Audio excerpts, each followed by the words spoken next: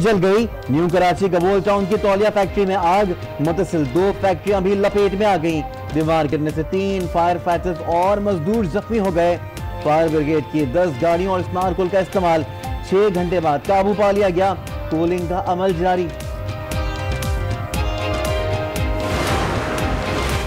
के इलेक्ट्रिक का फिर झटका, धाबेजी पंपिंग स्टेशन पर ब्रेकडाउन, बैक प्रेशर के बायस 72 इंच कुतर की पाइपलाइन फट गई।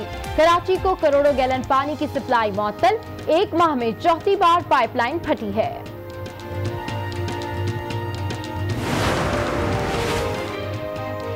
कराची में ट्राम दोबारा चलेगी, सुप्रीम कोर्ट ने हुक्म दे दिया सर्कुलर रेलवे बहाल करने। तजावुजात के खिलाफ ऑपरेशन मजीद तेज करने की भी हिदायत जारी कर दी। सियासी और समाजी रहनुमाओं का खैर मकदम।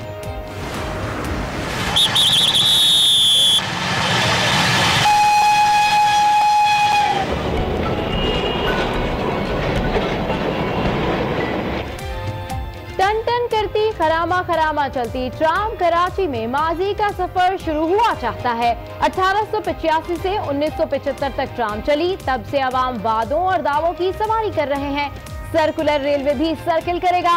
140 किलोमीटर तवील रूट 1962 से 1999 तक काबिले अमल रहा।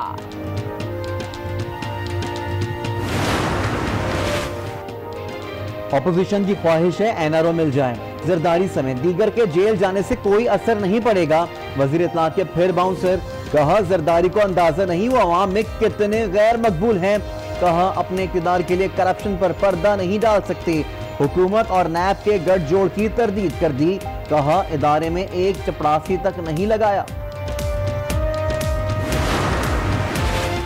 मईशत की बेहतरी का मिशन, वजीर आजम मुत्तहदा अरब इमारात रवाना। एक रोजा दौरे पर वली है शेख मोहम्मद बिन जैद अल नायान और दीगर से मुलाकात करेंगे। वज़राए खारजा और खजाना भी हमरा है। पाकिस्तान को बड़ा इक़्तिसादी पैकेज मिलने का इम्कान। हब में मुसाफिर बस के ब्रेक फेल हो गए। हादसे में 3 अफराद जाँ भाग, 13 जख्मी हो गए। कानपुर में मोटरसाइकिल को बस की टक्कर, 2 खवातीन समेत 3 अफराद की जान चली गई। खैरपुर में मोटरसाइकिल और ट्रेलर में तसादुम, 3 जानें जाया हो गईं। तबलीगी जमात के अमीर हाजी अब्दुल वहाब लाहौर में इंतकाल कर गए। सांस और सीने की तकलीफ में मुब्तला और कई दिन से वेंटिलेटर पर थे। उनकी उम्र 90 बरस थी। नमाज जनाजा बाद मगरिब रायवंड में होगी। हाजी अब्दुल वहाब की तबलीग से सैकड़ों अफराद ने इस्लाम कबूल किया।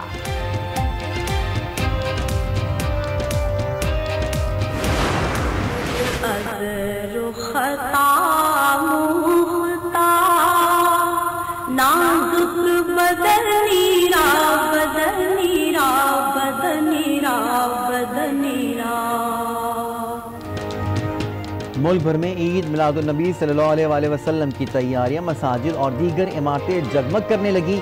गली गली सब्ज परचमों की बहार। शेखुपुरा समेत मुख्तलिफ शहरों में स्टॉल्स पर रश। हाफिजाबाद में रैलियों का एहतमाम। झेलम में सरकारी और निजी इमारतें सजा दी गईं।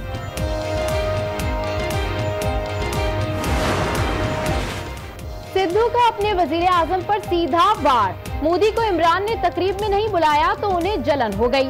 नवाज शरीफ की सालगिरह पर तो बिन बुलाए चले गए थे। दोस्त ने बुलाया तो चला गया। अमन की खातिर गया था। इमरान ने गले लगाया और कहा तुम बहादुर हो। मकबूजा कश्मीर में भारतीय फौज की दहशतगर्दी जारी। जिला शोपियां में 2 अफराद शहीद कर दिए। इलाके में नाम निहाद सर्च ऑपरेशन। लोगों को हिरासत किया जा रहा है। आलमी बरादरी ने चुप साध ली।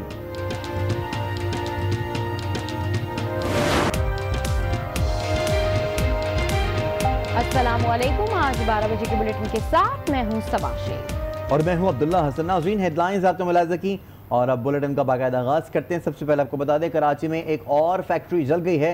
न्यू कराची गबोल टाउन की तौलिया फैक्ट्री में आग से 2 फैक्ट्रियां भी लपेट में आ चुकी हैं। दीवार गिरने से 3 फायर फाइटर और मजदूर जख्मी हो गया। फायर ब्रिगेड की 10 गाड़ियों और स्नॉर्कल का इस्तेमाल करके 6 घंटे बाद काबू पा लिया गया।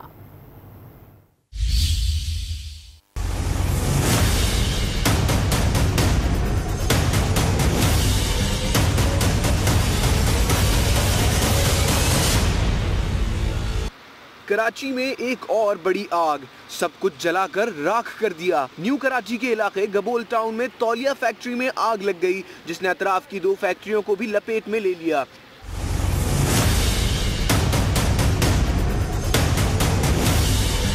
फायर ब्रिगेड की 5 गाड़ियां पहुंची और इमदादी कार्रवाइयां शुरू की। ताहम इसी दौरान आग की शिद्दत बढ़ने से इमारत की एक दीवार गई, जिसके बाद मजीद 5 गाड़ियां और एक स्नॉर्कल को तलब कर लिया गया।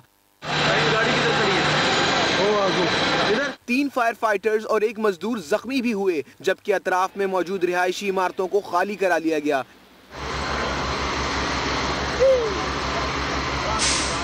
Deputy chief fire officer Imtiaz Afzal के मुताबिक इमारत मखदूश होने के बाइस आग बुझाने में मुश्किलात पेश आईं। इंक्रोचमेंट का इलाका है और ये कच्ची मखदूश बिल्डिंग है। आपके सामने पिलर गिरे, इससे पहले 3-4 मेरा स्टाफ जख्मी हो चुका है और अंदर दीवारों में क्रैक पड़ गया है।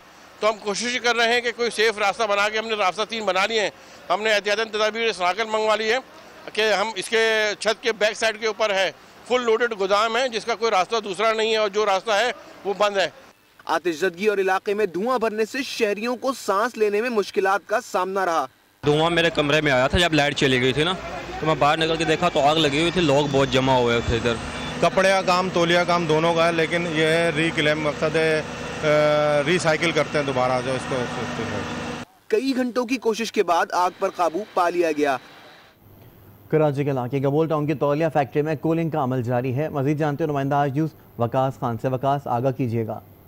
जी बिल्कुल, इस वक्त मैं गबोल टाउन के फैक्ट्री एरिया में मौजूद हूँ। तकरीबन 10 घंटे से ज़्यादा आग लगने के बाद अब जो है आग पे यहाँ पर काबू पा लिया गया है। तौलिया और दीगर कपड़े बनाने की यहाँ पर फैक्ट्री थी, जिसको रिसाइकिल करने का यहाँ पर प्रोसेस होता था, जिसमें तकरीबन 10 घंटे पहले यहाँ पर आग लगने की इतला मिली थी, जिसके ऊपर 3 फायर टेंडर्स को यहाँ पर रवाना किया गया था। लेकिन आग जो है शदीद नौयत की होने की वजह से मज़ीद फायर टेंडर्स को यहाँ पर भेजा गया।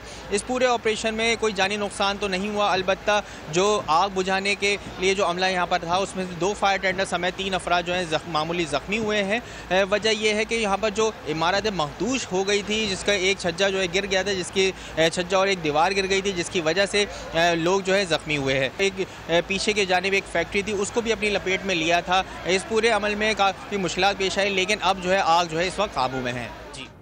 खबर दें आपको कि धाबेची पंपिंग स्टेशन पर एक बार फिर बिजली का ब्रेकडाउन हुआ है। पानी के बैक प्रेशर के बायस 72 इंच कुतुर की पाइपलाइन फट गई है।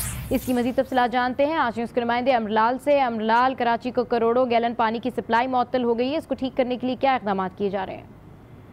जी, आज सुबह 6 बजे धाबेची पंपिंग स्टेशन पर बिजली की ब्रेकडाउन से लाइन फट गई थी, लेकिन 6 घंटे गुजरने के बावजूद अभी तक मरम्मती काम शुरू नहीं हो चुका है। जब तक यहाँ पर पंपिंग स्टेशन पर अभी तक कोई जिम्मेवार न इंजीनियर है, कोई न जिम्मेवार बंदा मौजूद है जो मरम्मती काम लाइन शुरू हो चुके, जबकि कराची की पानी की सप्लाई सब मुकम्मल तौर पर मुअत्तल है। जबकि यहाँ पर जो लोग मौजूद है उनका यही कहना है जब तक कोई भी इंजीनियर या कोई जिम्मेवार बंदा नहीं आता तब तक मरम्मती काम शुरू नहीं होगा। इस वक्त करोड़ों गैलन पानी की सप्लाई मुअत्तल है और 72 कतर इंच की लाइन है जो 5वीं मरतबा ये लाइन फट चुकी है। ठीक है अमरलाल, अपडेट करे थे, आपका शुक्रिया। मईशत की बेहतरी के मिशन पर वज़ीर आज़म मुत्तहिदा अरब इमारात रवाना हो गए। एक रोज़ा दौरे पर वलीअहद शेख मोहम्मद बिन जैद और दीगर से मुलाकात भी करेंगे। वज़ीर ख़ारजा और ख़जाना भी हमरा हैं। पाकिस्तान को बड़ा इक़्तिसादी पैकेज मिलने की तवक्को भी की जा रही है।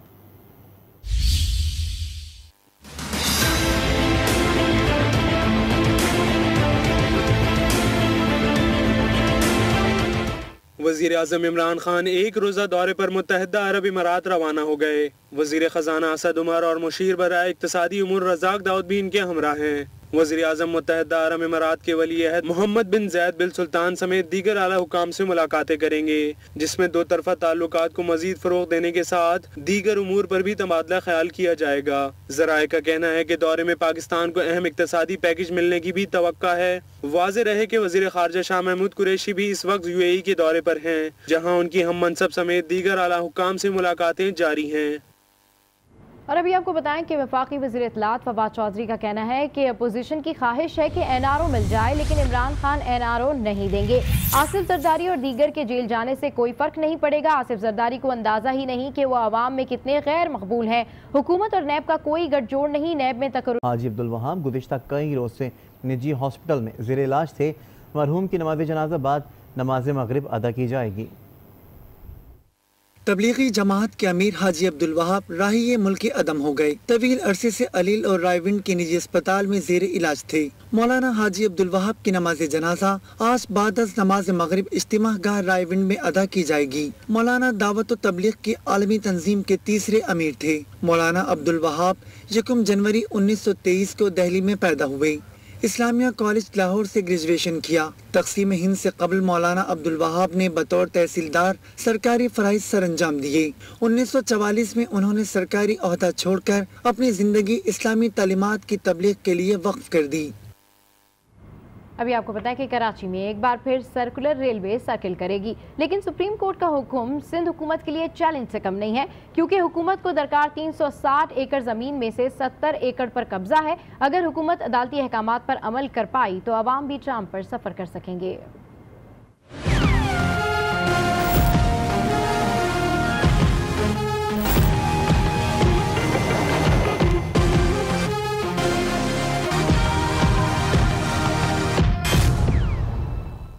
कराची सर्कुलर रेलवे पर जमी गर्द छटने को तैयार, क्योंकि शहरी फिर होंगे सर्कुलर रेलवे पर सवार। 1962 में रोशनियों के शहर कराची में शुरू होने वाली 140 किलोमीटर तवील सर्कुलर रेलवे शहरियों के लिए बेहतरीन सफरी सहूलत थी। 1969 में 23 नए स्टेशन बनाए गए, जहां से यौमिया 140 ट्रेनें लाखों शहरियों को मंजिल तक पहुंचाती थीं। 1990 में सर्कुलर रेलवे की आमदन में वाज़े कमी आना शुरू हो गई। 1994 में माली बहरान कई ट्रेनों की बंदिश का सबब बना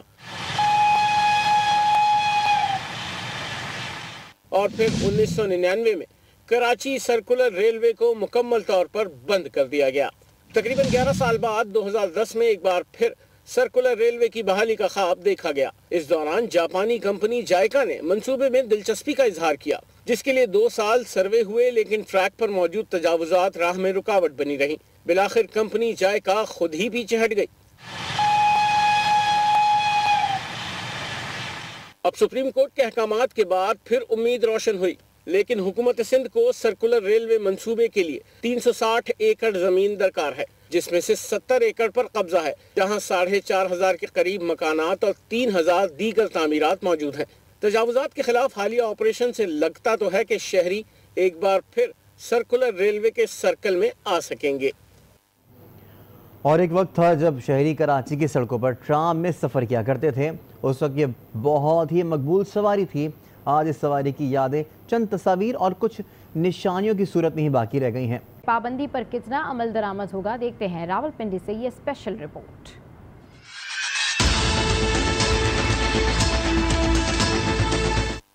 मोटरसाइकिल सवारों के लिए हेलमेट का इस्तेमाल लाजमी करार। हुकूमत ने नोटिफिकेशन जारी कर दिया, पेट्रोल पंपों पर जो मोटरसाइकिल सवार बगैर हेलमेट आए पेट्रोल न दिया जाए, जिस पर अमल दरामद शुरू कर दिया गया है। जिनके साथ फैमिली होती है उनके लिए हम कंप्रोमाइज कर लेते हैं, लेकिन बाकी किसी को भी हम अभी पेट्रोल नहीं दे रहे बगैर हेलमेट के। पेट्रोल डलवाने आए, ये कह रहे हेलमेट जब तक नहीं होगा पेट्रोल नहीं डाल के देंगे। बाजूकात बंदे के पास नहीं हेलमेट होता। अब ये देखे पेट्रोल नहीं था, अब ये पेट्रोल ना डाल के देते तो फिर पैदल जाना पड़ता। शहरी कहते हैं हुकूमत का अच्छा इकदाम है, मगर महंगाई के दौर में हम इतने महंगे हेलमेट कैसे खरीदें। नोटिफिकेशन अच्छा है, अच्छा इकदाम है गवर्नमेंट का, लेकिन इस पे कोई ऐसा पिकअप पॉइंट बनाया जाए जहाँ पे सस्ते दामों में हेलमेट आवाम को मुहैया हो। ये इतना महंगा इन्होंने कर दिया कि आम आवाम की पहुँच से बहुत दूर हो गए, और ये जैसे कहते हैं फजूल में ये इतने इन्होंने पैसे बढ़ाए हुए हैं। बगैर हेलमेट फिरना भी नहीं चाहिए, लेकिन स्पेशली ये मरी रोड है, यहाँ ट्रैफिक बहुत होती है, ट्रैफिक का मसला होता है, तो कहीं से भी गाड़ी आ सकती है, तो हमें मतलब कि एक्सीडेंट से बचा सकता है। मोटरसाइकिल सवारों ने ये भी मशवरा दे दिया, पाबंदी हम करेंगे, हुकूमत इनकी कीमत कम करने के लिए इक़दामात करे। आवाम की गिले शिकवे अपनी जगह, लेकिन हेलमेट के इस्तेमाल से हादसे की सूरत में बचा जा सकता है।